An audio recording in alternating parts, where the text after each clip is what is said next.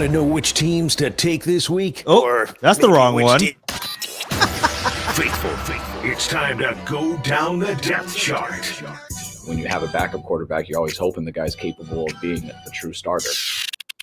Actually, a bit further down. So we'll see. We got some guys on practice squad that if called upon, I know they'll be ready to help out. Yeah, now we're talking. Welcome to the practice squad. Oh, yes. I think practice squads are one of the most important things in NFL building. With Walter Icabalceta and Derek Papa on KNBR, the sports leader. All right, what is up, KNBR heads? It is that time of the week to see Derek Papa dancing in his apartment. Because no one's heard this song before. No, yeah. This is the best song. This is the best song of song the summer. Of the summer, baby. Oh, 100%. Not that HOTTOGO, hot to go. Did I spell it right? You know that song? You heard that one? No, I don't know that song. I'm too old. I'm too old for the Utes. I'm too old for the Utes, dude. Walter. Yeah, it's a catchy tune. It's a catchy tune. I don't know if it's my favorite. But it's catchy. You can catch Murph and Marcus definitely getting down to this in the morning. Maybe tomorrow morning. Getting ready for some 49er football. Let's start this thing, Walter. All right, what is up, everybody, and welcome to the practice squad, the best time of the week, Wednesday night. We do this every time after the conclusion of Sports Phone KNBR. Myself and Derek Papa, we're going to be talking about the 49ers, breaking down what the hell went wrong. We'll do, upon further review, we'll get into some Gridiron Gab. There's a lot of juicy storylines going from last week into this week. A lot of it having to go around NFL coaches. So we'll talk about that definitely. And we'll give you our pick'ems. Just got to let everybody know I was on fire. And that was my first, Derek, got to tell you, that was my first weekend. Just no Giants, nothing, just me and my football locked in 6-0, baby. I'm here to play now. I'm ready to go. Have we decided what we're going to do for the punishments yet? No, we have not decided. We still have to figure it out. Well, so it's interesting because playoff baseball is in full swing right now, and my two punishments that I have no pun intended. I have to double up on that, and you were going to make me wear some Dodger blue, so we have to figure out to get that in at some point. Well, you and every Giant fan now is a hardcore Padre fan, which I find just ridiculous. 100%. Well, why is it ridiculous? You don't root against the Chiefs. You weren't rooting against the Chiefs in the Super Bowl. Come on, Derek. I could give two whats at that point because at that point your team's not in it, so you really can't do anything about it. No, man, but come on, you don't get off at seeing like the Broncos and the. I'm not about to tell you what I get off on this podcast, Walter. That's very, very private information. Oh, come on, man. You can share it with me. You can share that information with me. Never. Oh, man. We got to think of a punishment. I say we do. So I won last week and you won this week? Yeah, you won 2 weeks in a row and then I won week 5. So you won week 3, week 4. I won week 5. This is simple. I say we just do this podcast shirtless. Oh, right now? You want me to take my shirt off why now? Not? All right, let's do it, Derek. No, I'm just no hesitation. You don't on have you. the balls. Yeah, I don't have the balls. Yeah, I would do it. Who's on here? I'm trying to pull up. We are live on YouTube and Twitch, by the way. I don't want to be body shamed by Tacky. Oh, incredible stuff, man. Well, we will definitely we'll figure it out. We have to include that'll be the running gag every week. We'll come up with a punishment one of these weeks. Yeah, we'll come up with one. Yeah, we definitely have to find out what the hell we're doing. But yeah, who's in the chat right now? I'm looking around. We got a couple people in the chat. Gotta chime in on the chat. Anyways, Derek. Well, it's kind of late. We're now in the so now we're in the 9 o'clock slot. We're in the 9 o'clock slot. So it goes from Larry Krueger to Sports Phone to us. Yes. So now we're basically like we're even past like if you know like old school late night talk shows. Yeah. If it's like the Tonight Show and then the late night show, like right now, like you and I are like Carson Daly territory. We're around like 1 o'clock in the morning. Yeah, 100%, man. So yeah, it's gonna be a very interesting crowd if there is one. Let's get rowdy. Hey, this is the perfect crowd to take our shirts Oh, off for. 100%, 100%. So yeah, let's get into the 49ers. Let's not waste any time because there is a lot to get into from how they played in previous weeks, how they played this past week, and it's a short week. We're getting into 49ers and Seahawks. They start tomorrow. That'll be the first game that we pick in our producer pick'ems. So when you look at, I think that I get the first pick, right? Did you had the first pick last week? I believe so, if my memory is correct. I'll have to go back and look, but if that is the case, then that's how we'll start this thing off. But let's just go ahead and dive right into it. Let's start our 49er upon further review. Now, the guys recap the red and gold. This is upon further review. The ruling on the field stands as called. However,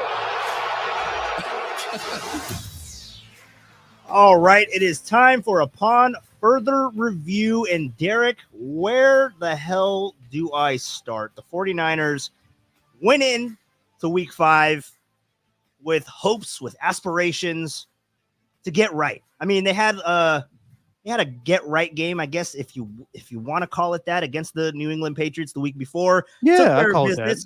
Took care of business as the New England Patriots. You figured that they would do that. Had a similar situation against the Arizona Cardinals in that was a game that this 49er team, if they are to be playoff teams, what is that? That's I have my windows open. It's a little hot. If you hear some background noise, I apologize. Dude, I thought that was your stomach growling. Jesus Christ. I am hungry, but not that hungry. Come on, Derek, you got to eat. Sorry, I'm in the streets of Oakland, and there's sounds. But so they were playing against the Arizona Cardinals. If you figured that going into that was also a get right game. I mean, it's the Arizona Cardinals. They didn't look too good the week prior. The Cardinals just hadn't looked good all season long. I mean, they had glimpses early on in the season, and then their offense just kind of tailed off. So you figured that the Niners could have this one, and it looked like they had the opportunity to kind of seal the deal and win that game, and it just didn't happen. What was the biggest problem for the 49ers against the Arizona Cardinals? It just seems like they cannot close out games, especially against teams that are less than. Well, we could dissect it. And I know this whole week on KMBR, we've been going through every little, detail of how they lost this game, whether it was just, the red zone offense, which has been problematic the last few weeks without Christian McCaffrey. Oh yeah. Or, the defense not being as good, or, lack of protection. You could come up with a lot of excuses of why the Niners lost this game. But in my opinion, it really is just as simple as Jordan Mason fumbling that ball in the fourth quarter, where they have an opportunity to either kick a field goal to go up or to score a touchdown. And I know that another caveat thrown into this game was Jake Moody getting injured. Yes. And then, decisions, kind of weird decisions of whether or not to kick a field goal or punt it. Wisniewski came in and he managed to get one field goal, but they were going to bring him in for the 44-yard field goal. They went forward on 4th and 23 for kind of like a punt play. But really, I know, there's a lot of things that people are blaming this week as far as what happened in the game. People are blaming Shanahan. How come he didn't go for it on that, 4th and goal play at the 1-yard line? To me, it's as simple as they would have won the game had Jordan Mason not fumbled the football. And that's not to pin it all on Jordan Mason, but that was a big reason why they lost. In that situation where they were pretty much in the red zone, if not closer, I believe it was pretty close. Kick a field goal, you go up, 27. What was it? Yeah, 27-21. Yep. Now the Cardinals still have an opportunity to score a touchdown and beat you, but you could also could score a touchdown there, and then PAT, whatever you want to do, go for 2. It puts you in a better position to win. So I understand people are going to be nitpicky with what happened this past week, but I think there's just little things blowing up in the Niners' face the last few weeks. If Jake Moody makes that field goal against the Rams, they win that game. If Right. Jordan Mason doesn't fumble, I think they win against the Arizona Cardinals. I know that we're all freaking out and overreacting. It's early. They have lost 2 NFC West games, which is not great in the grand scheme of things when it comes to the division. And, by the end of the year, when you add up, conference games, division games, it could bite them in the ass. But I would say everybody needs to simmer down. Let's see what happens tomorrow. If they lose to Seattle and they lose their first 3 division games, then that is cause for concern. But I think there's just little things. I think they're tired, emotionally spent from last season, the way that it ended in heartbreak, this offseason of all the distractions of Brandon Ayuk and Trent Williams. Still waiting on Ricky Pearsall to be activated from the gunshot. Yeah. And we'll see about McCaffrey. Next couple of weeks here, he could be ramping up to come back. But it starts tomorrow, and they need to take care of business. So I hear everyone. I get it. Everyone's upset. But I got to say, I think the defense has been playing fine. I really do. I don't think they've, it's not like lights out like it was back in 2019. They're not getting the sack numbers. Right. But Bosa getting that pick, the blocked field goal, I mean, they've been horrible on special teams, so that was a great play. So, yeah, I get it. It's frustrating. But I think there's just little things of why they're not winning these games that can be easily corrected. Yeah, I think when you look at how, like, the grand scheme of things, when you look at the 49ers and just how they've lost these games, and again, it's you look at the Rams game and they blow that huge lead in the fourth quarter, and it wasn't to the same magnitude of the Rams. I feel like actually the Cardinal loss might hurt a little bit more because you should have won this game. Like there wasn't a point to where, I mean, Kyler Murray starts the game and he runs crazy all over the defense. And then what we were talking about before on the last podcast was the 49ers have historically, regardless of who is the defensive coordinator, regardless of who is on the field for the 49ers defense, they have historically struggled with mobile quarterbacks. So then when you see that happen at the beginning of the game, you're like, oh crap, here we go again. This is going to be a close one. But then the 49ers kind of locked down a little bit, and they took care of momentum. Fred Warner comes in and gets that pick 6 and looked pretty good. And the 49ers were kind of rolling there, right? I mean, they were rolling. They needed to do they were doing what they needed to do, essentially. Yep. But you talk about the Jordan Mason fumble at that point. That was a big point. That was a big point of the game.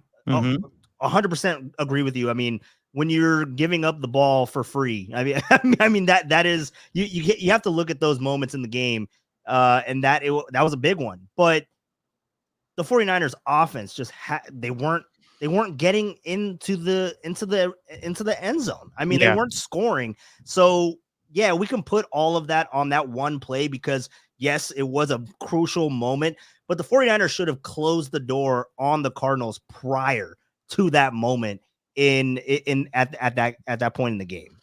So it's going to be, I mean, when you go into Seattle, right? I mean, you can't, this is another game that the 49ers should take care of. I mean, when it's not necessarily a must win, right? Everyone's like, oh, it's not a must win because we have games coming up and we can still, rectify our season and all that kind of stuff. To me, it is a must win because you've already lost 2 in the division. And if you go into Seattle and you lose again, look, you know what the schedule is coming up.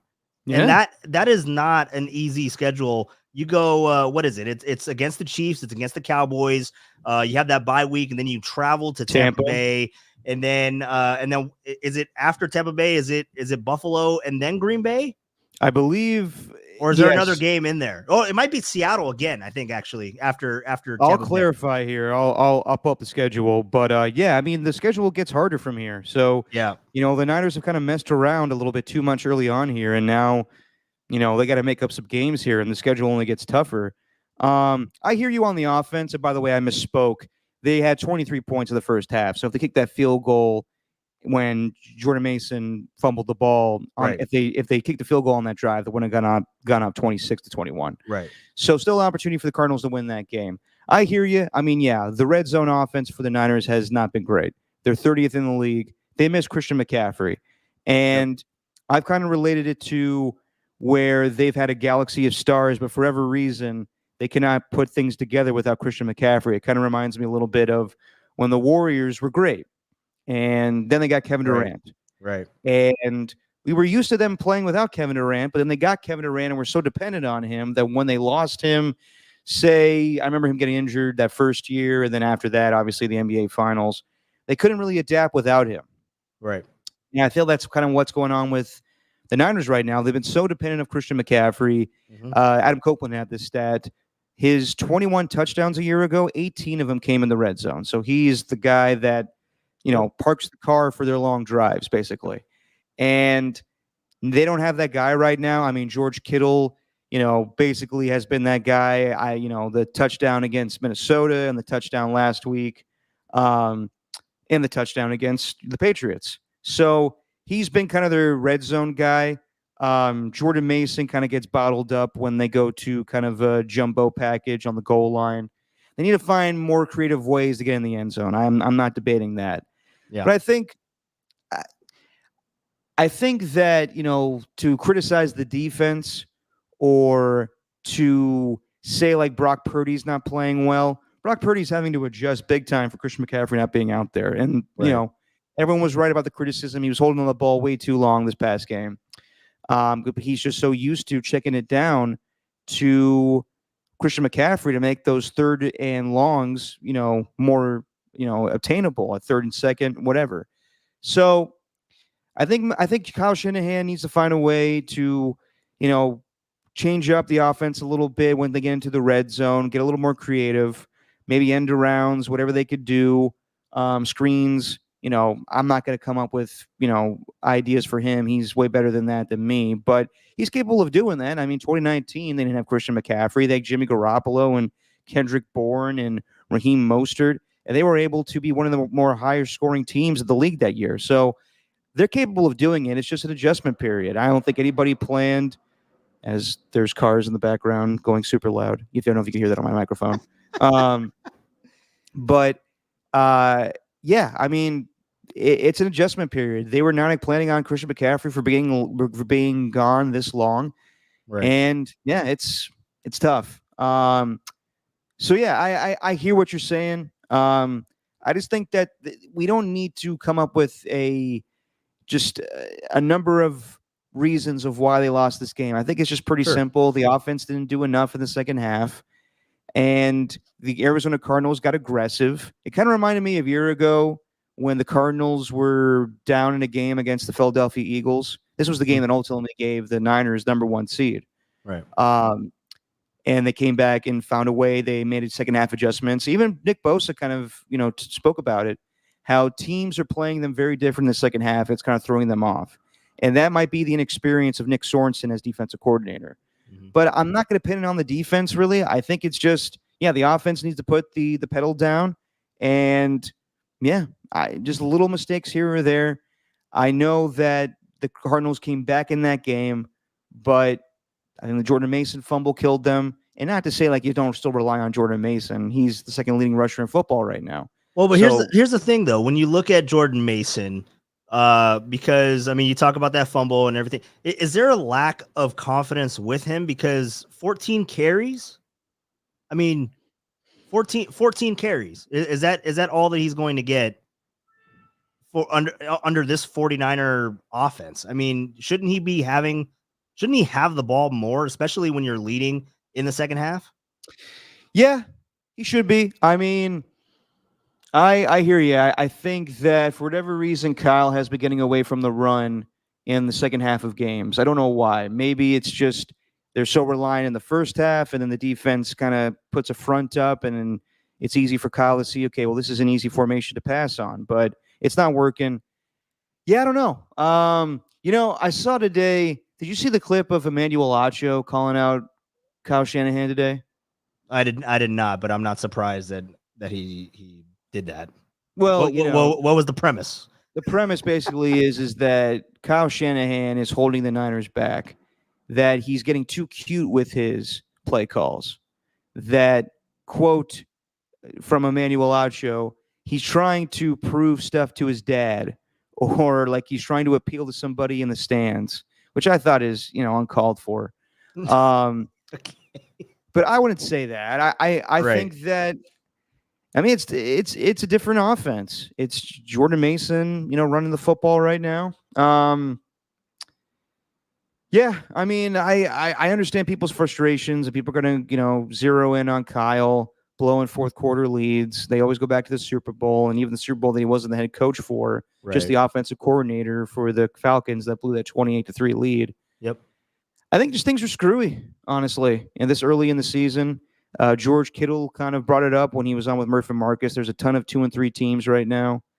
And I think that, I think the Niners are in a division now of teams that have gotten better. I know the records don't show that, but the Arizona Cardinals look better to me.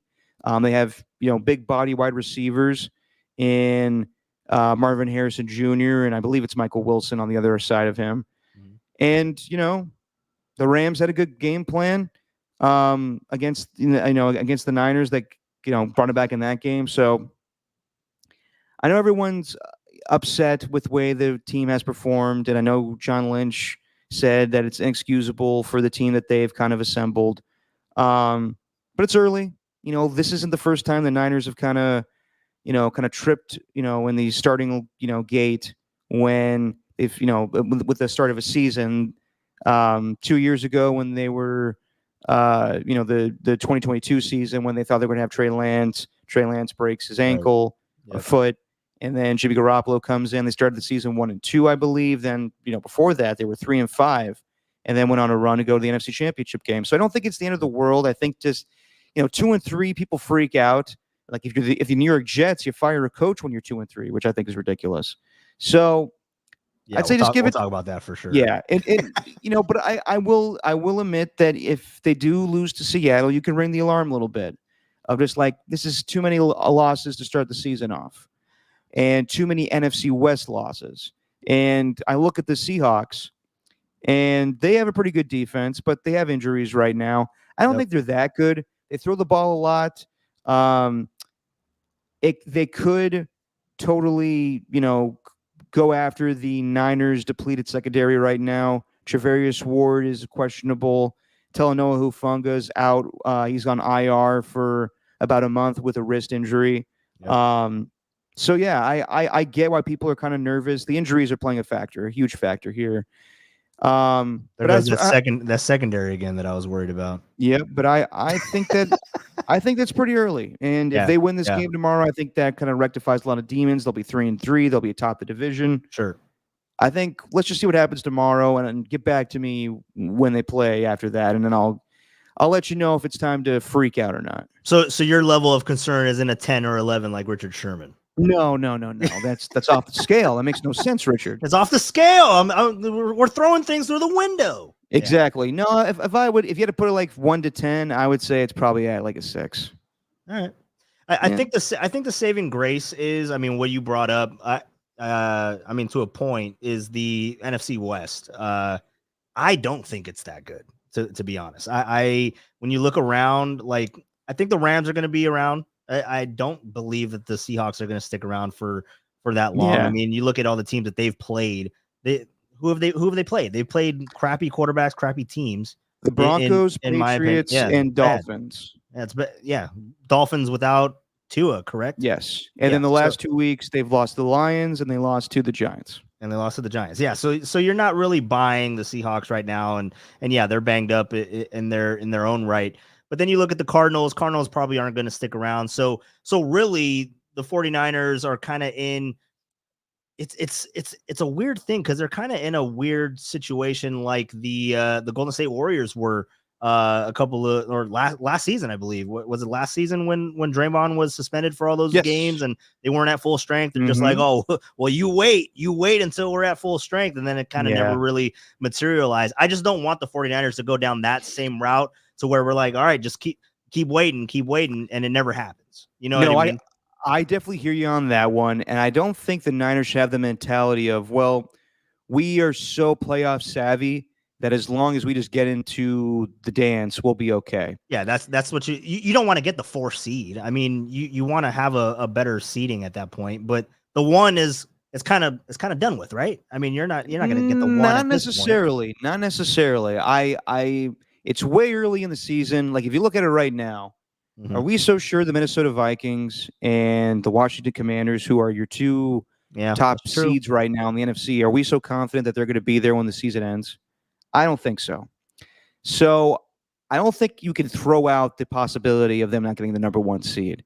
Okay. But also, I don't think that they should have the mentality of, well, let's just get in there. Because in years past, the Niners, they're the number 1 seed in 2019, and they got to the Super Bowl. Right. 2021, they barely got in the playoffs. They were the 7th seed, and they managed to go to Dallas, go to Green Bay, but lose to the Rams. And then they were the 2nd seed in 2022 and lost to the Eagles in Philly. Last year, they got that 1 seed, made it to the Super Bowl. There's a lot of, like, if we think certain teams are going to be there during playoff time, then it's going to be tough. The Niners going to potentially Lambeau or Minnesota or Detroit, Philly, Dallas, all these teams. It's not as simple as yes, the Niners do have a good recipe for a playoff team. They can run the football and they play defense. That's what you need in the postseason. But I don't think it's just like, well, we've been here before. We just need to make the playoffs. No, you need to rattle off some wins now. You need to stop messing around here. And they'll be tested. They got the game tomorrow, and they've dominated the Seahawks recently. They've won 5 consecutive games, including the playoffs. Brock Purdy's had some great performances against the Seahawks. Mm-hmm. The ones that come to mind are his second start where he had that oblique injury and played a great game on a short week. By the way, this will be the 3rd time in his short career that he's played in Seattle on a Thursday. Think about that. Yeah. Like his first year, rookie year, he did that. Then last year, Thanksgiving Day, he does that. And then tomorrow. So he's had good performances against the Seahawks, but this Seahawks team is totally different. It's not the same Pete Carroll defense. Mike McDonald is the head coach there. They play more physical defense. And a year ago, it's different personnel, but Brock Purdy saw this type of scheme and he threw 4 interceptions against the Baltimore Ravens on Christmas Day. So it's not going to be easy, but I do think the Niners are the better team. So they should come to play. I think Kyle will be more aggressive. And yeah, I think they'll figure things out. But tomorrow's you better win, as Tom Tolbert's been putting it. You better win tomorrow. It's not a must win, but then, fans are going to start getting pissed off and wondering what the hell's going on here. Yeah. It's not a must win and everyone's calling it a gotta have it, but I like that. The Tolbert said it's a you better win. You better win. Yeah, they better win. They better win tomorrow. And one more thing. Yeah, or else why IATA. So the last thing before we switch, and we'll take a quick break here and we'll get into the Gridiron Gab. But before we get off of the 49ers, love a good gab. Love the gab. We got a lot of stuff to talk about. Man. Good, because I got things to say. Yeah, you see all those jerseys over the weekend. We'll talk about that. Yeah, we'll get into it. We'll get into it. All right. So the last thing that I'll say about the 49ers going into Seattle, it's on a short week, going up to Seattle. And as you mentioned, Brock Purdy does play good against the Seahawks. It is a different defense, so we'll have to see how that all adjusts. But my big kind of matchup to watch is, I mean, I've been talking about the 49ers secondary all season long, and I do have my reservations. Travarius Ward just seems to I don't know what's going on with Travarius Ward. I really even play. Yeah. So I mean, you start looking at the injuries for the 49ers, and you start looking at that secondary, and you look at the wide receivers that the Seahawks do have. I mean, they have a lot of issues up there, but wide receiver, they have a couple of good ones. Oh, they do. 49ers. Their trio is pretty good of DK Metcalf, Tyler Lockett, and Jackson Smith and Jigba. That's how you say Chris Russo. But yeah, the Niners will have their hands full when it comes to the Seahawks receivers. If they don't have Travarius Ward tomorrow, it could be difficult, because right now Geno Smith is leading the league in passing yards, passing attempts, and completions. So they throw the football a lot. Yep.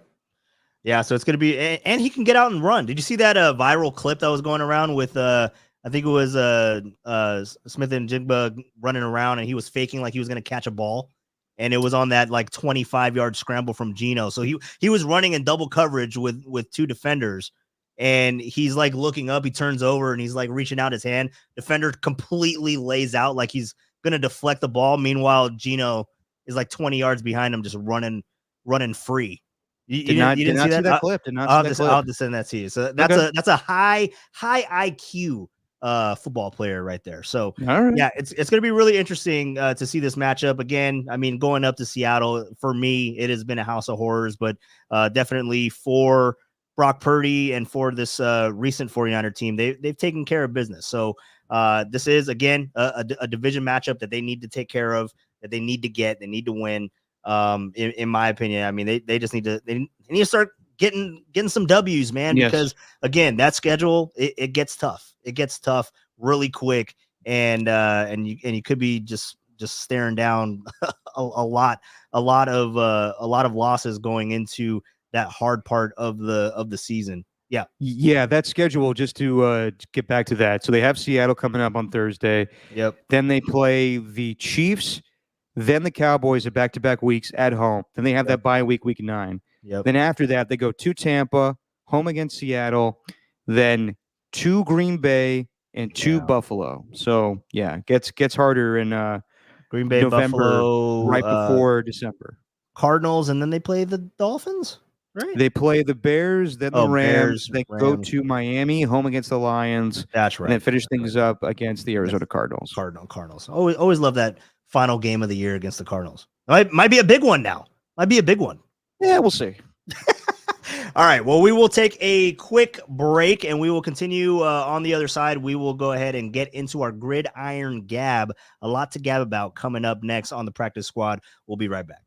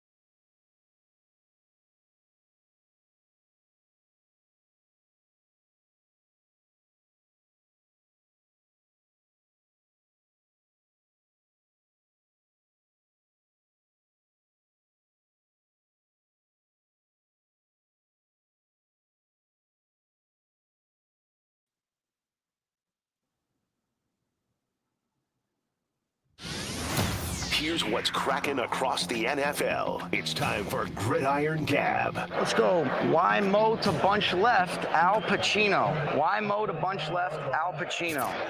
With Derek and Walter. All right, it is that time.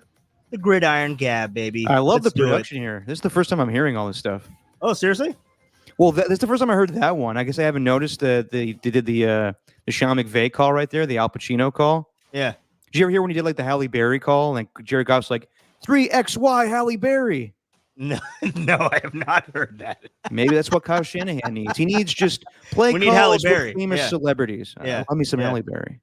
Beyonce. Who else? Taylor Swift? No. No. Taylor Swift. No. Halle Berry's good. Flintstones Halle Berry. Fantastic. All right. You know well, what I'm talking about. Oh, I know what you're talking about. All right. So we are here with the Gridiron Gab. And by the way, thanks for listening to our podcast after the fact. You just live it once and you don't listen to it. Oh, because I'm missing all the production stuff. Yeah, because you don't hear the production. I go back and listen. I just. This is the first time I've noticed. Derek. This is the first time I've noticed that they used that call. Yeah, no, you can't talk your way out of this one, buddy. I listen. Right. I listen on how I can become better, and so far, nothing's helping. All right, man. Well, let's get into the Gridiron Gab. Week 5 was. I don't know if it was just, it was my first one of the season, my first full weekend of football. And dude, was week 5 the best week of football to this point?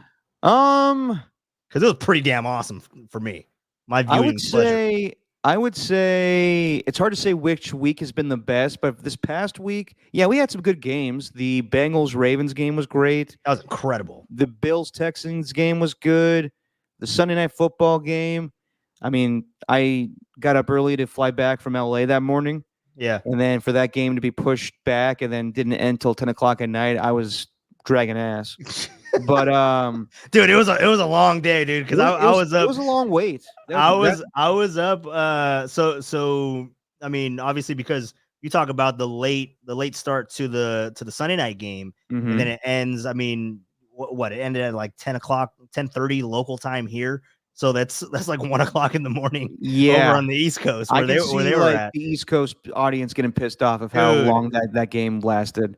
Dude, that's incredible. But I mean, you factor in, so you had the delayed start, and then you had it go late into the night, right? But here on the West Coast, we started our morning at 6:30 if you got up for the Jets Vikings. So I mean, that translates to 9 o'clock. So literally just plus what 14 hours, more than 14 hours. How many hours is that? Like 15 hours of just. I was told there wouldn't be math on football? This podcast, but yeah, it's a full day's worth of football, which was fantastic. A smorgasbord, if you will. I barely moved from my couch. Ooh, yeah, a good old couch potato. Oh yes, couch potato. Which, by the way, we crowned our winner. I don't know if you saw that in your Survivor pool. Crowned our winner. It was my sister. Oh, nice. What team did she go with? She went with the Commanders of all teams to clinch. Yeah. She almost went with the 49ers, which she did text me that morning. And good thing she didn't. It wasn't I think it was the 49ers. I said, yeah, probably don't do that. Oh, no. She texted me the Seahawks. She said, I'm gonna go with the Seahawks against the Giants. And I was like, you don't want to do that. You don't want to do that. Remember, I took the Giants on the points. You did, and that was a good call because I didn't pick them to win, but I did pick them to cover because I just figured short week for the Seahawks. Yep. And longer week for the Giants to prepare that it would go in their favor. Yeah, the 10 days. Yeah. So a lot of great football, man. I mean, obviously we'll get into all of the game. I mean, I would even say the Jaguars and the Colts game was a great game. Surprisingly really good. Yeah, man. Joe Flacco might be your comeback player of the year every year. Dude, can he just retire already? Like, what the hell is he still? No, I mean, he can still play. He's a solid backup. When you have doubts about your starter, like the past 2 seasons, and Deshaun Watson and Anthony Richardson. I think Anthony Richardson's going to be very good, but he's just kind of raw right now, and I think he's perfect for Shane Steichen's offense. I still hate Joe Flacco. What, for the Super Bowl? Yeah. Yeah. I couldn't stomach losing to him. All he would do is just toss. Why? He's elite. No, he wasn't. I remember he won that Super Bowl and then he got paid all that money and didn't do shit for the rest of his career. It's kind of how it goes sometimes. Although he is floating around and he is doing things with the Indianapolis Colts. But so let's kind of start there, right? I mean, this week was incredible. A lot of good football. The Colts, they were down 14 points in that game, man. And the Jaguars, I mean, they desperately needed to win. They ended up pulling it out. Mhm. But I mean, the style of how they won wasn't ideal. So my question is, because coming into this, there was a lot of teams that coaches might have hot seats, right? And we already saw one of these firings that actually took me by surprise. Let's talk about that first, and then we'll get Okay. into all these other guys. We'll talk All about right. Doug Peterson, but Robert Saleh, man, he got canned. I did not see that coming. Or did that catch you by surprise a little bit? It did and it didn't. If you were to tell me that Robert Saleh was going to get fired during the season, I would have said, okay, I believe it. But not right now. Not 5 weeks into the season. Not with a 2-3 record. If they were 1-4 to start, I'd be like, all right, yeah, I get it. But I don't know, man. Like, they didn't look good against the Niners. Nope. They came back and played well against the Titans and, beat up on the Patriots. Yep. But their 2 wins are against, some of the more, some of the worst teams of football. Right. They have a pitiful performance against the Broncos, only scoring 9 points and losing 10-9. That was bad. And that was at home, right? Wasn't that? And that was at home in New York? Yeah, that was bad. That was at home. That was bad. And then, this past week in London, some people believe that Woody Johnson, former UK ambassador, was so put off that his team lost in front of his friends. So he wanted to make an example of Robert Saleh, which I'm not surprised about. Owners are kind of vindictive like that. Sure. It was funny today, though, hearing Aaron Rodgers go on Pat McAfee and be like, yeah, I talked to Woody Johnson the night before Robert Saleh was canned. And no, he was just asking me how I am, how he wants to check in on me. I'm not saying that Aaron Rodgers got Robert Saleh fired, but I'm sure he didn't do anything to save his job. Right. Yeah. Right. Yeah. No, that whole relationship and Rodgers is just a weird dude, man. But you remember the sideline shots of, I forget what game it was. It was against the Patriots. He didn't want to, he was trying to embrace him, and then he was just like, dude, back off. Like, it was kind of weird. You know what? Kind of weird. I saw that when the game was going on. Yeah. And my reaction was different to everybody else's. Okay. I know that it looks bad, but I think that's just Rodgers being the competitor he is, and he just kind of gets, amped up. And I think honestly, it is what they said. He's like, we're talking about a 2-touchdown lead. I think just Rodgers is built differently than Saleh. The whole cadence thing, I don't know if you saw that after the fact with the Bronco loss, where Robert Saleh was like, maybe we trim down the cadence. We're making it too complicated for the offensive linemen.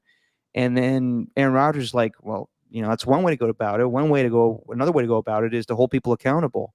I think Rodgers' mentality for how the team should go forward is different than Saleh's. I don't think that Saleh should have gotten fired, but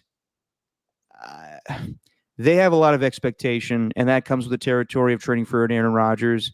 And Robert Saleh was kind of given a big leash because of what happened last year, kind of a mulligan of, Rodgers got hurt, so we'll run it back and we'll give you everything that, you had the year before and then some, trying to improve the offensive line, but it doesn't look like it, improved that much. Right.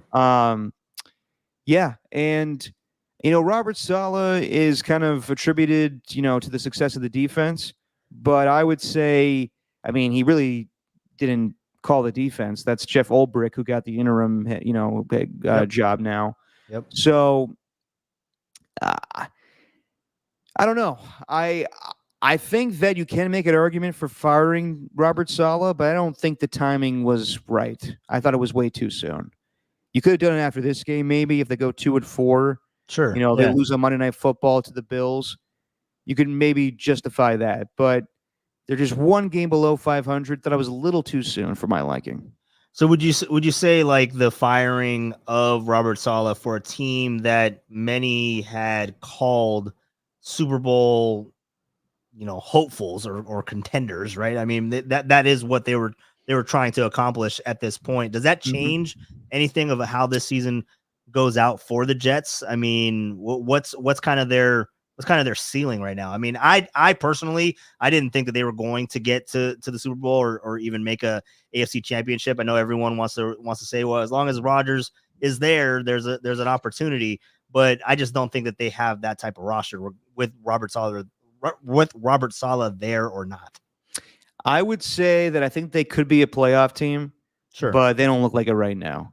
Like they have a better offense than a year ago. They have a good defense on paper, but sometimes I wonder if it really is that good. I do believe that they are going to trade for Devontae Adams. I thought it would have been done already, because you saw that Devontae Adams canceled his appearance on the Up and Adams podcast. Yep. And our guy Ghost to Bay Area Bob said a Devontae Adams trade was imminent. Can't always trust that Bob. Are the Raiders going to come off of that price though? Weren't they wanting second round pick? Yeah, they were wanting a second round pick, right? And the team to take on majority of the salary. Like you can't have both. I would say you got to drop the pick a little bit. I get the second round pick conversation. Okay, because really this is for the Raiders, and maybe they don't need extra assets to get that number 1 overall pick. But they kind of want to find ways to, because the biggest problem for them a year ago was in the draft, they were 12th or 13th, I believe, wherever their selection was. I think it was 13th. They missed out on every quarterback. They were already gone all at that point. They really wanted to get Michael Penix, and he was gone. They went to Atlanta and surprised everybody. Right. This year, they got to be a little more, diligent in how they go about the whole quarterback process. Are they going to have enough picks where they could trade back into the first round and possibly package some stuff together to move up to get a Cam Ward or Shedeur Sanders, whoever their liking is? But as far as the salary, that's an easy one. In my opinion, you can totally, if Devontae Adams is already on your roster right now and you're paying him to miss games, I don't know if the hamstring injury is legit, but he's on the roster. Come on. You know it's not. I mean, I think he's slightly hurt. hurt enough to not go out there. Come on. I don't think it's the same extent. Fine. Yeah, I mean that could be the case. I don't think it's the same extent as the Jalen Ramsey holding the Jaguars hostage thing. Yeah. It seems like Devontae and Antonio Pierce have talked, but you could take that with a grain of salt, especially from Antonio Pierce's end. But if I'm the Raiders, I'm cool with taking on some of that salary, because what do you need the salary cap for during the season? Sure. Yeah. So I would, if I was the Raiders, I would pay some of that salary. And I still if you're the Jets or if you're the Raiders, you call Joe Douglas, if you're Tom Telesco, and you're just like, you really want this guy. I know you do. Rodgers wants him. You guys have expectations. And we know you have more than just a third round pick. Right. You have 2 third round picks. Right. And I saw that Adam Schefter threw this out there Sunday morning on a tweet where some of the assets that the Jets have are 2 third round picks and 2 fifth round picks and Mike Williams. And he doesn't just throw those assets out there because that's who he thinks that's on the table. Yep. He was told that's probably on the table. Right. So we'll see what they're willing to do. They have more than that. They have a first round pick. They have a 2025 first round pick. They have a 2025 second round pick. So the Raiders could hold the Jets to the fire a little bit and say, if you really want them that bad, let's see it. But if they really just want to move on and the best offer is a third round pick, then maybe you make that move and then you take on some of the salary. Yeah, it'll be an interesting follow, man, especially as we get closer to the trade deadline later this month, right? Isn't it? It's week 8? No, the trade deadline. Yeah, week 6. No, week 8, right? Yeah, I believe it's right before week 9. Okay. So yeah. So week 8, week 9, same tomato. All right, so let's continue this conversation. I mean, we were talking about Robert Saleh and he got fired. So let's talk about some other head coaches that are on the hot seat, right? I mean, okay. Doug Peterson with the Jaguars, they did win, right? But it was an ugly win. It shouldn't have happened that way. And he could potentially, I mean, I don't know. I don't know if there's any explanation as to what the hell is going on with Trevor Lawrence. So maybe you move on from Doug Peterson, but then also, I mean, Zach Taylor, he's someone else that could be on the hot seat, dude. I don't know, man. I mean, they took another tough loss. It's not out of the realm of possibility that they missed the playoffs entirely. Oh, no question about that. But I think that he's accomplished so much with that franchise of turning them around. And Yeah, but this is so much of a what you've done lately business. So I mean, no question. But I think you got to think about it last year too. Like, Joe Burrow missed a good deal of the season a year ago. yeah, A fair amount of games. And Jake Browning came in and they won some football games. yeah. I think they finished like 9-8. Mm-hmm. Yeah, I mean, we'll see how the season ends, but I don't think you could put Zach Taylor on the chopping block. No. Now, I'm gonna put him on there. I'm gonna put him on. Okay, so let me run through it real quick, and then I'll ask you who's most likely. I would put Doug Peterson on there. Yes. So Doug Peterson, Zach Taylor, you disagree, but we'll see how this season goes for the Bengals. Mike McDaniels, is he someone that is on the hot seat as well? Another guy from the Kyle Shanahan tree, and then Kevin Stefanski with the Browns. Definitely not Stefanski. Love Stefanski. He's a good play caller. He is in a terrible situation where his owner basically undermined everybody. Yep. Andrew Berry, their GM, Stefanski. Yep. He wanted Deshaun Watson. Rumor is they were not interested in him, but the owner wanted to go for a game changer and traded 3 first-round picks, gave him a fully guaranteed contract. And now Stefanski is in a really, really tough position where he knows that Deshaun Watson is playing awful, but he has to play him because financially they're indebted so much to him. So they have to let it play out, and it sucks. So if Stefanski does get fired, that is shame on the Browns because he will get picked up immediately and he will have success somewhere else. Yeah. Who's the other person you said, Walter? I forget. Sorry. Mike McDaniels, Dolphins. Mike McDaniel, I think, is in a unique situation where his quarterback got hurt, and I think they're still waiting on Tua to come back. I do not think he's going to retire. I think that once would that be now, like the IR stint? And, I'm sure he's going to consult some people still, but I mean, their playoff woes, they always kind of crap the bed down the stretch. That one, you can make the argument, but I think Mike McDaniels is a good coach. He just got to figure things out for that team in December. He did turn things around for Tua. Let's not let that be, undermined or anything. But at the end of the day, it does come down to winning football games. Yeah, it does suck with the situation that's going on with Tua. But I mean, if he's not there, you still got to win football. Yeah, they really didn't, invest in a backup quarterback. So I would say no on Mike McDaniel, no on Kevin Stefanski, no on Zach Taylor. But as of right now, I would say Doug Peterson is leading in the direction of probably getting fired. Yeah, because it's going to be really. I mean, is it damn near impossible for the Jaguars? At the point they haven't looked good at all, even in their win. Offensively, they look better. Trevor, well, they put up 37 points. Yeah, against the Colts, but all right. The Colts are not a bad team. Yeah. All right. And Trevor Lawrence looked better. Improvement.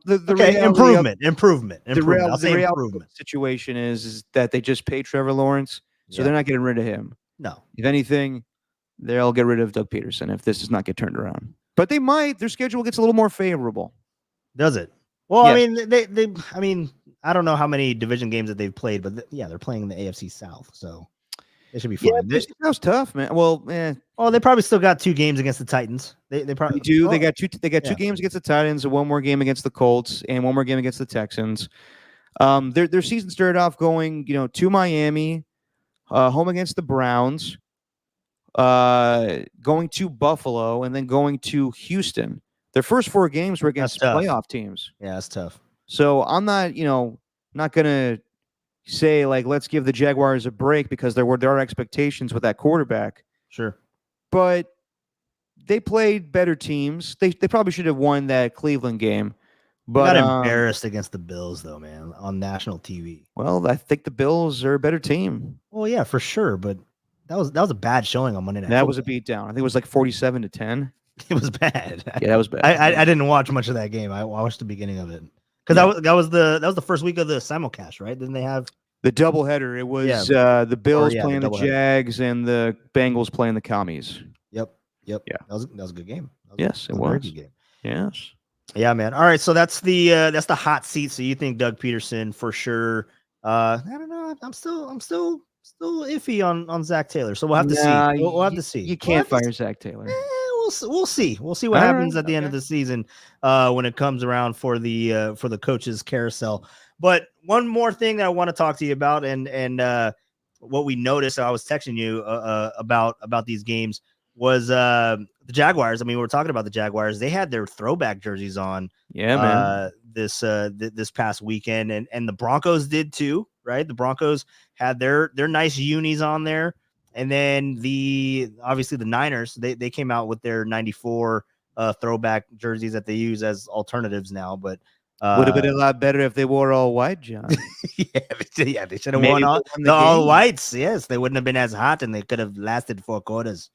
But yeah, so all those throwback jerseys, man. I mean, and it just got me back thinking about the Dirty Bird Atlanta Falcons jerseys. Yeah. Those were pretty sweet. So, like, what would be your hierarchy of top throwback jerseys? Because I mean, you had the Dirty Birds, right? You got those Broncos ones. Those Broncos ones are kind of sweet in my estimation. The old John Elway's, the Mile Highs. Yeah.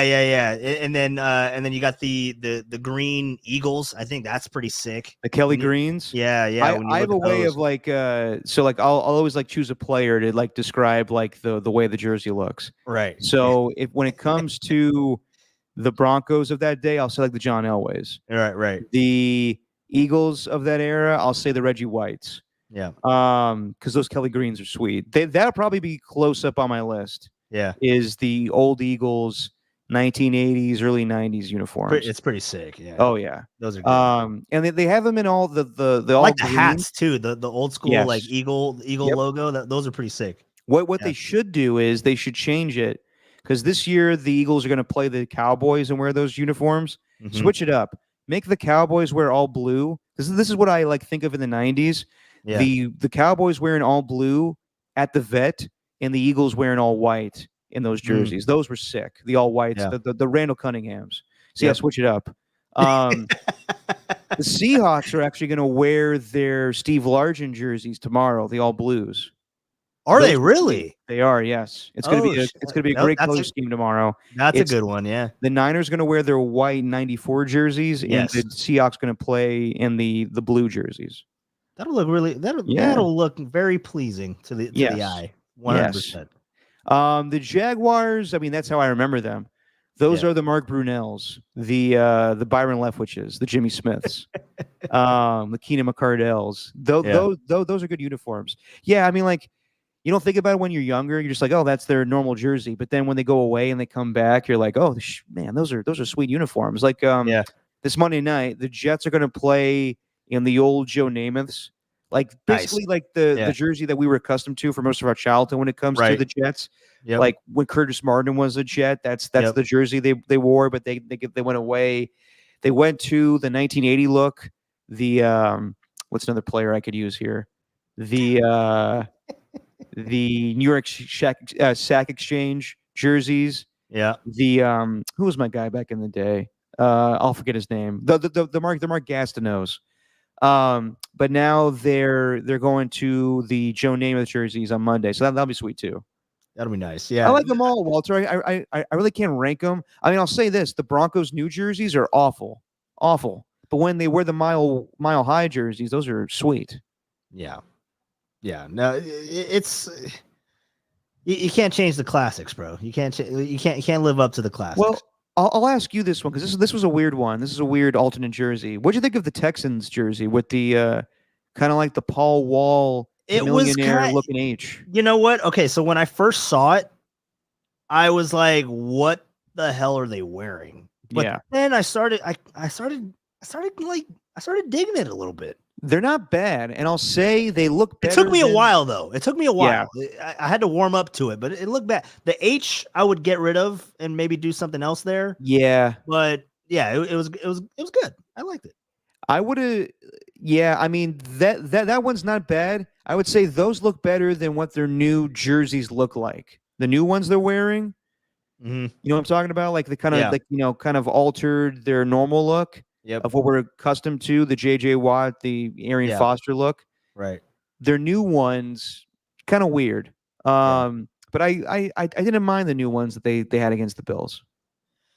All right, so we're talking about good jerseys, and we didn't even mention the greatest show on turf. Those are pretty sweet jerseys. Oh, the Rams back in the Yeah. day? Yeah, Oh my God. Love the those jerseys. blue and gold. Yeah, Hated that they changed those. yeah, And then when they moved to LA and came now we back got the with those best jerseys, Best Buys. Yeah, the Best Buys is what you call them. yeah, that's what I call them, the Best Buy unis. They to me they kind of look like sunscreen lotion bottles. Yeah, I can see that. Yeah. FBF 50. Yeah. Yes. But so we're talking about good ones. What would be your worst? Like the one that you hated the most?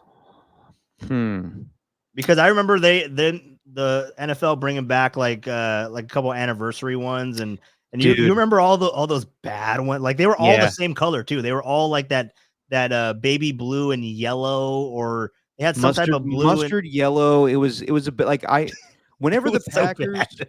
whenever the Packers used to wear like their they had like the burgundy helmet, and then like the yellow circle, the blue jersey, Yes, brown pants. yes. It was a terrible look. that Remember one. that. I remember. Do you remember the season that the NFL had the AFL anniversary? Yeah, yeah. And the Broncos wore yellow and brown. Yep, those were with like atrocious. with a wild horse logo. Yeah. The old Titan jerseys where it's like all black and a little bit of gold. Yeah. The all-time worst ones are you ever seen the Eagles wear the ones that Donovan McNabb wore, right? Yes. A couple years ago, or not a Yes. couple years ago, but when he was playing, obviously the blue and yellow. Yes, the blue and yellow. They look like they look like they were like playing like Delaware. Yeah, dude, it was bad. It was a horrible look. Yeah, I think they beat up on the Lions that day. They put up like 56 points, but they looked terrible doing it because the jerseys were awful. I remember when they started putting in those new jerseys like in Madden, I would always like troll because I'd put those on and it just looked disgusting. Yeah. But I'd always drop like 50 points. Yeah, so I would say any of those AFL jerseys.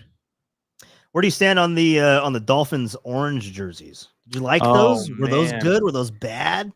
I was never a fan of those. That was like the Ricky Williams years. Yeah, I remember Ricky Williams running in those jerseys and looking pretty good. Yeah. But I remember, they weren't a good look though. What about the Seahawks lime greens? Like I hate those. Those are bad. The booger greens, those are awful. What about the what do they call them? The Buccaneers, the creamsicles. The creamsicles. Is that like all time worst? Or some people like it. Some people like them. Now that's coming back. I don't mind it as much because I think it's a good look. But back in the day, those were hideous. I think the logo is better than the jersey. You like that Buccaneer with the winking face and the sword in his mouth? Yeah, I like it. All right.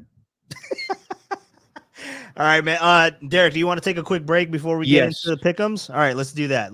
All right, so coming up next, we will do the producer pick'ems. We'll run through it really quick and we'll get the hell on out of here. But we'll take a quick break and we'll come back with the producer pick'ems on the practice squad.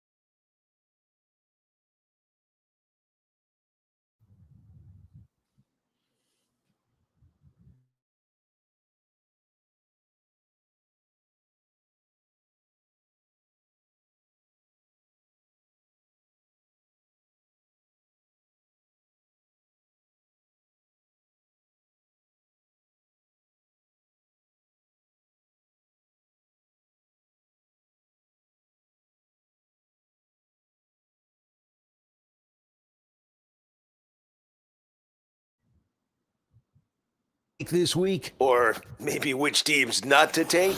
Time for Producers Pick'em. Walter and Derek make their picks on KNBR, the sports leader. All right, we are back from elongated break. Derek, you all right over there? Had to go to the bathroom. All right, did you take care of everything?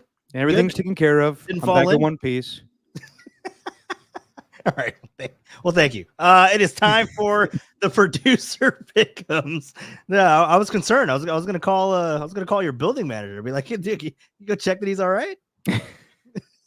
All right, Walter. Come All on, right.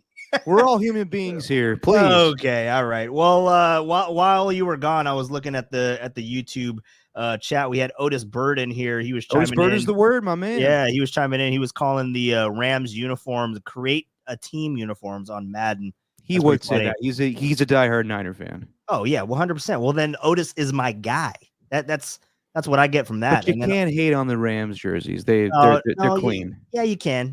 But I do like the Greatest Show on Turf one. Those ones are pretty sweet. Yes. See. He chimed in on the Dolphins orange jerseys. Also says Yeah, they're terrible. that they were terrible. So Yeah. So, all right, man, let's get it going. Let's wrap do this it. thing up and let's do the producer pick'ems. It starts, as we know, in Seattle, Thursday Night Football. The 49ers take on the Seahawks. I'm starting us off, not because I'm better than you, but I was last week. 6-0, Damn. my friend. Yes, 6-0 last week. Believe you went 3-5. No, 3 and hold on. Let me pull it up. You remember what I texted you? What you were? Well, you were 6-0. I was 6-0, and you were. Oh no, I'm sorry. I was 7-0. I'm 7-0. We had 7 games. Sorry, I forgot to count Monday night. 7-0 for me, 5-2 for you. So actually, you had a really good week. Yeah, nothing to sneeze at. We crushed as a podcast, 100%. So I will start us off here. The first game of the week is in Seattle. 49ers taking on the Seattle Seahawks. Opened up with the Niners giving 4 points. It is now 49ers giving 3.5. I'll be a homer. I'll go for it. My guy Otis is going to like it. I'm going to go with the 49ers and get give the points. I think they win this game. I do think that they win this game. I think that they are vastly superior to the Seattle Seahawks. I agree with you. I think that they go into Seattle, they handle business, they get right. Everything is going against them this week. And that always seems to be when teams kind of focus and turn things around. They're on national TV. I do think they're better than the Seahawks. Yeah, I'm with you on that one, Walter. And if they don't, if all of that is not true, then we will come back next week and just discuss the demise of the 49ers 2024 Super Bowl hangover season. And we'll talk about how wrong you are, Walter. Yes, exactly. That would be one of my losses. All right, so I'm taking the 49ers to open up the week. Now let's go. We're going back to, is it back in London? Back in London, baby. Back to the London. UK. The London, the UK Jaguars, because they go every single year. They do. They must hate it now because Trevor Lawrence, he, like as you mentioned, trending up. But it is the battle of the Jaguars and the Bears. Bears are considered the home team, I guess. But it opened up with the Bears giving half a point. What's the point of half a point? But it is now at the Bears giving 2 points. Really juicy game in the UK. Juicy. I never go against the Jaguars in London. Give me the Jaguars to win this game. All right, Jaguars to win the game. Let's go to the next game. Oh man, this is going to be a test. This is going to be a test for the rookie. We're going. It must be a hell of a game if you got Walter going hoo like that. Yeah. Yes. That was natural reaction too. Baltimore, the Jalen Daniels Commanders are going to Baltimore to take on the Ravens. Short trip.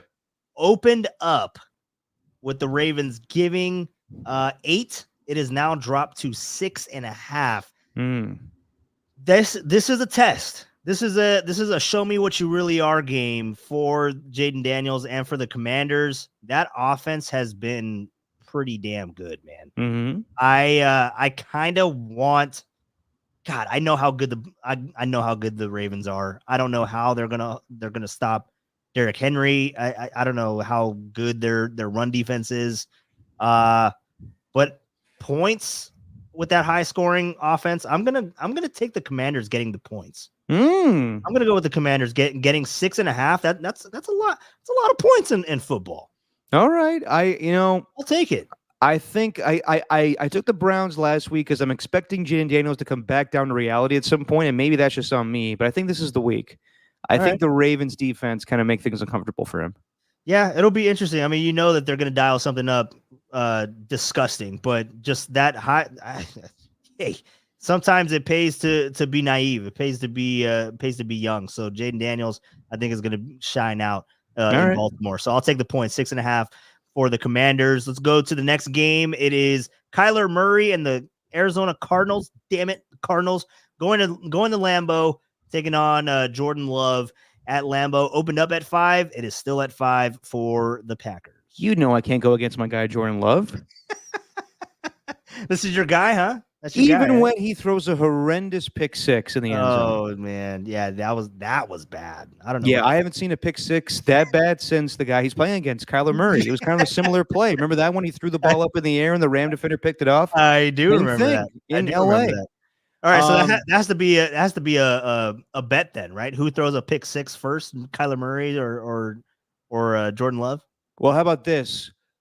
So a guy that has been really impressive for the Green Bay Packers, Xavier McKinney, has had an interception each week this year.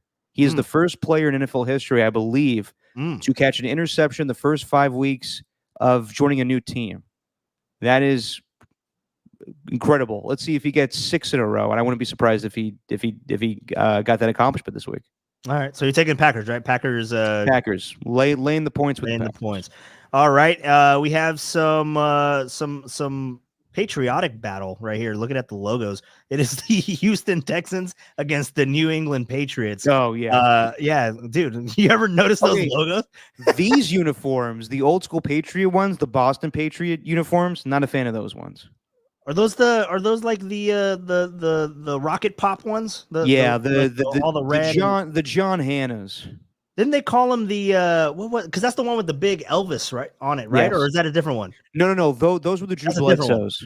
Yeah, those are the Drew Bledsoe. Yeah. Those were bad too. Those aren't great. No, you know what? I wouldn't mind if they brought those ones back as opposed to these. The massive Patriot, the massive Elvis on the.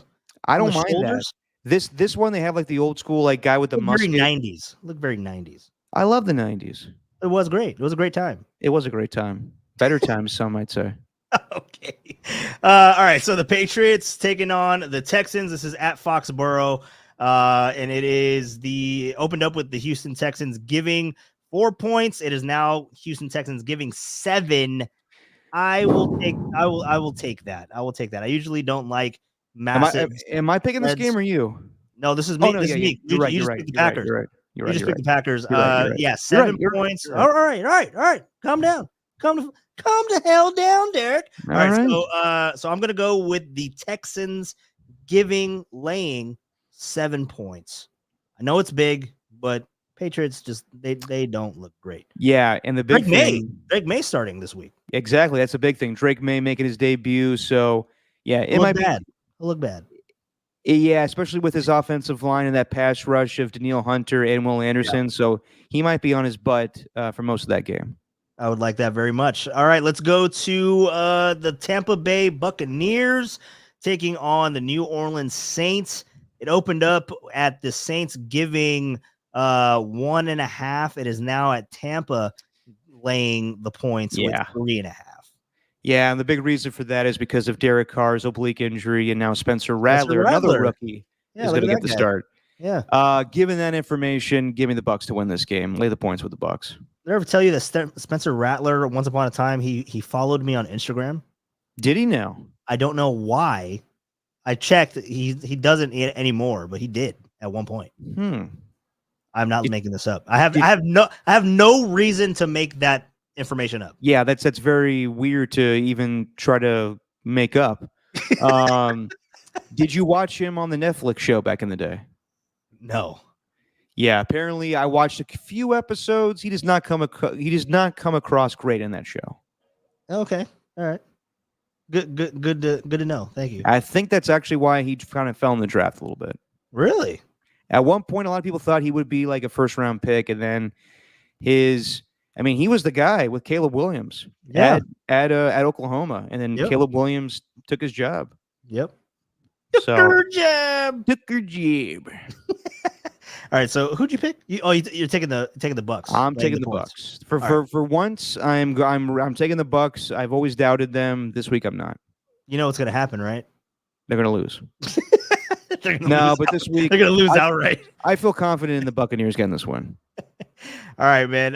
Let's go to the next game. It is the Cleveland Browns taking on the Philadelphia Eagles, coming back from their bye. Thank the Lord Jesus, because I need my guys back on my fantasy team. AJ Brown, Devontae Smith. What? AJ Brown and Devontae Smith. AJ Brown and Jalen Hurts. Hurts. I desperately needed them. And then unrelated, we'll get to the Lions later, but David Montgomery is coming back for me too. So I got some reinforcements. I had a lot of bye week. I got destroyed. Dude, I had to take the L to Tim, which is something I never want to do. But with Jahmyr Gibbs and Saquon Barkley getting buys, I had no choice. Yeah, no, you have absolutely no choice. But hey, you do that when you're drafting. When you don't pay attention to the buys, which I don't, I take best player available. When you look at the buys, you're just like, I'm gonna take an L that week. So I knew that was my L in the ass. This was my L. I knew that week. was gonna bite me in the ass. Well, hey, it happens. You have the better roster for it. All right, so the Browns against the Eagles. Oh my God! Off the bye. Currently, it opened up at 3 for the Eagles. It is now at 9. I don't like the double digits. I don't like the double digits. Well, 9's not double digits, but yeah. It's pretty much double digits. It's pretty much double digits at this point. 9. Thank you, Derek. Jesus. Well, sorry. One of us has to sound smarter on this podcast. I don't like the multiple scores. How about that? That's what I meant. Okay, fair enough. I meant. Jeez. All right. So 9 points. I will. Browns suck, man. They're terrible. I'll go with the Eagles. They're at home. 9 points. I don't like it, but isn't it crazy though? Like when you think about it, when you think about it, like Stefanski is by far the better coach here. Oh, 100%. I mean, I didn't even bring up what's his name? Sirianni? Yeah, Sirianni. Sirianni's definitely on the hot seat. Yeah, he is 100%. Oh yes. Yeah. So I didn't even bring him up. But okay, I'll take the Eagles. I'll take the Eagles laying 9. I don't feel good about that. That's probably going to be an L. See, again, drafting our picks. That is one that I am expecting to be an L, and if it turns out to be a win, that's a positive for me. All right, okay. All right, so let's go with the battle in the AFC South. You have the Colts and the Titans. Opened up with the Colts giving 1.5. It is currently Titans giving 2.5. Yeah, I think with the Titans coming off the bye, but who's playing quarterback? We still don't know about if it's Will Levis or Mason Rudolph, huh? I do not know that information at the top of my head. No, I do not know. Despite all that, I'll go with the Titans winning this game. So yeah, lay the points with the Titans. I think that Joe Flacco's doing very well with the Colts. I could see them winning this game too, though. I'll go with the Titans, though. Okay. All right. You gonna say it one more time? Titans. Hey, you did it. You said it like 3 times as you were making your pick. I'm gonna go with the Titans. Yeah, but I pronounced it right. All right. I don't like that you met Steven and now I love Steven.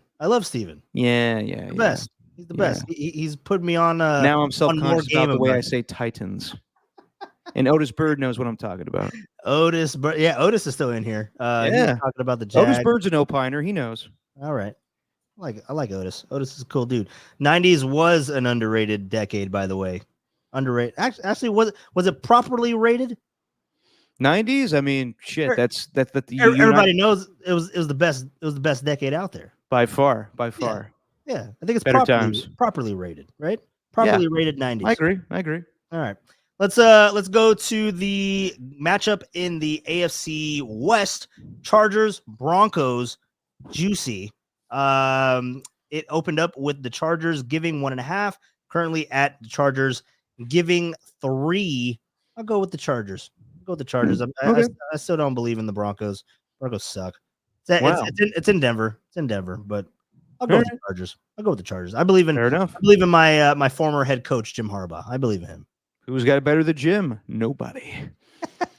Another good helmet game, good logo game. Because last week, remember, we had the Steelers and the Cowboys. Classic helmet game. Now we have the Steelers and the Raiders. That's a good one. That's a good one in Las Vegas. I remember when the Steelers used to come to Oakland, and it was always a big thing. It was always one of like the best matchups in at the Coliseum. 100%. Yeah, Ben Roethlisberger would always have his worst performances against the Raiders. Dude, I remember. There was like a string of back-to-back times going to Oakland that he would just shit the bed every single time. Ben has never won in Oakland. When in his entire career he always lost at Oakland. And guess what? He never will. It is the Steelers against the Raiders in Las Vegas. Doesn't feel the same. No, it's not, because Steelers fans will take over that stadium, unfortunately. Still, just aesthetically looking at these logos together on a card, it looks beautiful. Yes. It is the Steelers opened up with the Steelers giving 1 point. It is now Steelers giving 3. Aiden O'Connell is starting this game. That's your guess. I would not be the least bit surprised if the Steelers go to Russell Wilson in this game. Because while the Steelers have played well, they haven't really done a lot offensively. No. Now, Justin Fields has done enough for them to win these games, but I feel like they want more out of their quarterback. So I would not be the least bit surprised if Russell Wilson starts this game. I think the wide receivers would be much obliged to have Russell Wilson. Yes, I think that George Pickens would love himself some Russell Wilson right now. But against my better judgment, the Raiders, with the exception of last year, because Jimmy Garoppolo just totally pooped the bed against the Steelers. Yeah, they always have good performances against the Steelers. So, that being said, I'm taking the Raiders to win this game against the Steelers. Wow. Wait, so you're taking them to win outright? Outright, baby. So you're taking them getting the points. They cover this thing and they win. Wow. All right. Look at you. Yeah. Look at you getting behind your team again. I like it. I'm ballsy, baby.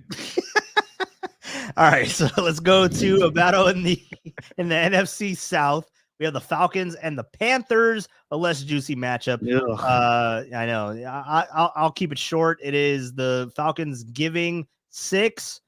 I'll take the Falcons. Take the Falcons. Why not? Yeah. Why the hell not? What's the weather like in Carolina? Actually, probably nice. Crisp. I don't know, all the hurricane stuff. I didn't think about that. Is there any effects to that?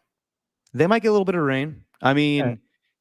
Good thing Tampa doesn't have to host a game this weekend. That's tough. Yeah. Shout out to all the people that are going through that right now. I just saw. Did you see Tropicana Field, the tarp? I did. I did just see that. The top of the stadium is ripped off. Awful. Yeah, dude. I was seeing that when we were in our last commercial break. I was looking at my Instagram. I saw that, and it's terrible. Yeah. So hopefully everybody's all good and evacuated for sure, because that's a scary situation. But yeah, the Bucks, they had to go practice. I think they practiced at New Orleans. In New Orleans, right? Yeah. They like left Tampa immediately.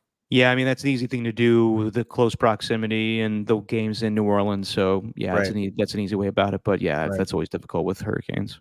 Yeah. So I'll take the Falcons giving 6 points. That is easy for me. Ooh, another juicy matchup. Juicy. Love the juicy matchup. Jesus, it is the gonna eat these games. It is the Lions against the Cowboys. That's a good one. That is juicy. That's a good one, man. Yeah, you know why I'm so excited. It opened with the Cowboys giving half a point. Again, half a point. What the hell? But it's Detroit now giving 3. Remember this game a year ago? It was late in the season on Monday night. The Lions got screwed. They scored with a little bit of time left. They went for 2. got the 2-point conversion. Oh, this called was the back. ineligible or not Yes. ineligible, but the lineman didn't report Yes. game. And Oh, Jesus. All right. and Dan Campbell That was stupidly that was in Detroit. no. That game was in Dallas. Oh, it was in Dallas. Yes. Oh, damn. And Dan Campbell stupidly went for 2 despite the penalty and everything. Could have just tied the game and gone to overtime. Yeah, that wasn't smart. Wasn't smart on him. He's a I think gambling man. He's as a many of gambling us man. are. He's a Dan Campbellin man. That's terrible. Your I dad's think the showing Lions. in that one. Your dad showing. Yeah, I in that know. one. He's a Dan Campbellin man. He likes his coffee and Applebee's. I am gonna go with the Lions getting their revenge here. I think the Lions are the better team. I think they go into Dallas and get a win. All right. And my man Jared Goff. I tell you what, man, this guy Jared Goff, he's 18 of 18. He's got me feeling nicey, man. 18 of 18. I couldn't do that in pregame warm-up, man. Oh, dude. All right. Let's go. Let's go to the less juicy You matchup. seen those videos, guys? I do like that pick. Yes. Someone get my man Gruden a job. Good Lord. The man looks demented. He's going crazy. He's going crazy. Yeah. Someone needs to. Got me feeling nicey. Oh, Jesus. All right. Let's go to the Sunday night football game. A less juicy matchup. It is the Bengals against the Giants. Oh, God. Current spread is that the Bengals giving 3.5 points. Yeah, I'll go with the Bengals. Yeah, you got to. But I mean, Giants are terrible. I would have bet on NBC flexing out of this game, but it's New York, so I get it. Can they flex this early in the season? Yes, they can. Yes, they can. I think they were trying to flex into Washington and Baltimore, but whoever has that game, Fox or CBS, did not want to get rid of that game. Probably CBS, right? CBS usually always has the Ravens. Yeah, but it's see, everything's screwed up now. The Ravens Ravens are the home team, so it would back in the day when we were growing up, this game would be on Fox. Mm-hmm. But I don't know actually. No, it would be on Fox, really? The visiting team, if it's an NFC AFC matchup and the visiting team is the NFC, it would be on Fox. Oh, really? If the visiting team was an AFC team, that'd be on CBS. Oh, wow! I never really noticed that. I always this game is on CBS. Okay, I always associated CBS as being the AFC station. That's just no, I know, but I didn't know like the cross. Yeah, the visiting. Yeah, for whatever reason, the visiting team got the say in if it was a CBS or the Fox game. Wouldn't it make more sense for the home team to have? I don't know why it went that way, but that's the way it was for years. And now none of that stuff actually matters. Well, that's why we don't work in TV, Derek. I used to. And how'd that go for you? All right, let's keep going. Back in radio, baby. All right, where we make the big bucks. Oh, the big bucks. Yes, that is 100% accurate. All right, so you got the Bengals, or I'm taking the Bengals. You're not taking the Bengals. You have the Monday night game. You have a matchup. Yeah, you have the Bills and the Jets post Robert Saleh era, and the Bills are giving 2.5. Oh, that's tough. Jeff Ulbricht's first game. Oh, man. Both teams really need to win. Yep. All right. I'll get crazy here. I'm going to go with the Jets.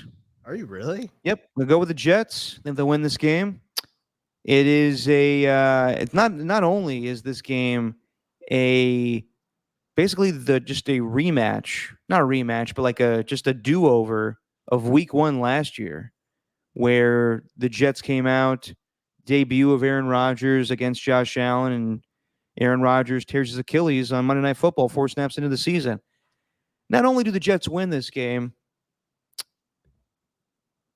I say Devontae Adams plays in this game. What? Yep. What? Okay. When's that going to go down then? Maybe tomorrow. Yep. Serious? Yep. Is that what your sources are telling you? I have no sources. I just think that this is imminent. If it doesn't happen tomorrow, it's probably not happening at all this week. But it just makes too much sense. Monday Night Football against the Bills. I would not be the least bit surprised if Devontae Adams is on the field for this game. Wow. All right. Derek Papa with the breaking news on the practice squad. No Otis, breaking news. Just Otis, you heard it here, bro. You heard it here. Tell your friends. Derek Papa says Devontae Adams going to I the just Jets. got a feeling. Got a good feeling. Maybe I'm wrong. Maybe I'm totally wrong on this one. Now you're back. You're oh God, you were such your dad's son. just backtracking everything that you say. Hey, I'm entitled to pull like a Harry Carey every now and then. Yankees at 6. But it could be the Braves. You never know. Oh my God, dude. On that note, we will end it there. But Otis, really quick, let's get Otis's thoughts because he's in the chat and he's been joining us for the hour and a half. Derek, Jesus, time has no, this is child's play, man. I'm used to doing 2-hour podcasts. Oh no, I know, but time just does not exist when we talk. As we know, when I'm giving you a ride, we just end up in like Sacramento somehow. Yeah, so we're always wrapped up in the conversation. But Otis, really quick, man, what should our punishment be? Because Good call, Walter. We still haven't figured this thing out. We're going kind of week to week. I still have to at some point. And Otis, I don't know if Otis is a baseball fan, if he's a Giants fan at all. Oh yeah, he is. But I am tasked to have to wear Dodger crap, and maybe I'll do it on Friday because that is when their game 5 is in Los Angeles. Unless that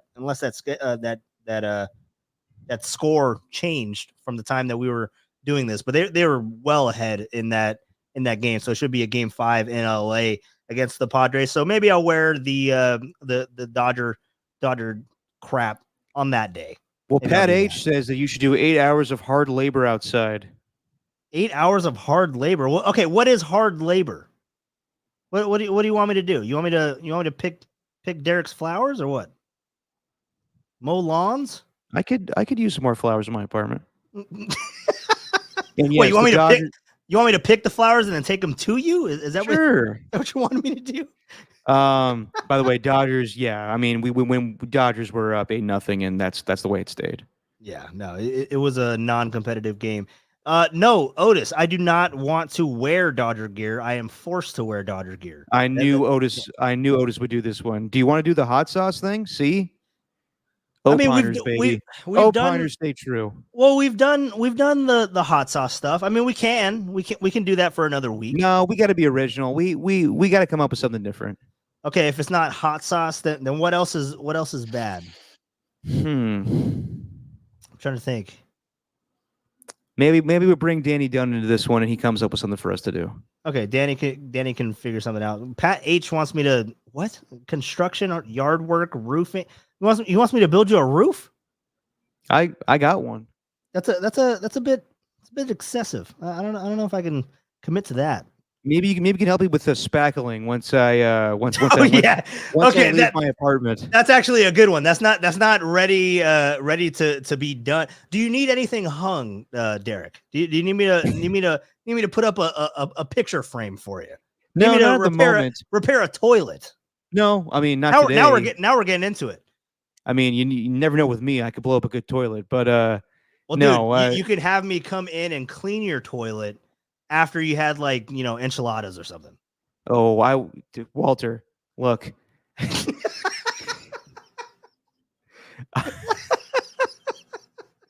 Trust me, I want you to have a good punishment, but I wouldn't wish that on my worst enemy.